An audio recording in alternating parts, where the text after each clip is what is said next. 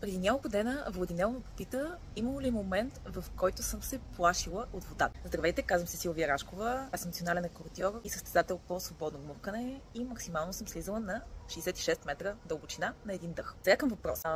Единственият ми съзнателен момент, в който съм се плашила от водата, беше първият път, когато отидах на дълбочина и не виждах дъното под себе си. И всъщност това е едно от нещата, които казвам често на нашите ученици, когато ми споделят, че ги притеснява, че не виждат дъно, защото това е един много интересен страх, който се поражда в началото, когато не виждаш по теб какво има, къде има, колко е дълбоко. Преди време един човек го описа много интересно, защото това е страх, който съчетава два страха, от дълбокото и от високото.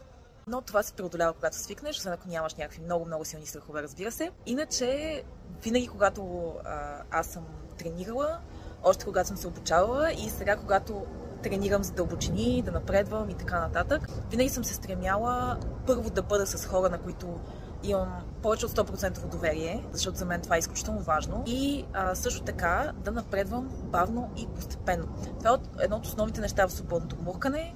Няма значение колко дълго можеш да задържиш въздуха, няма значение колко дълбоко можеш да стигнеш, но трябва да напредваш с твоето темпо.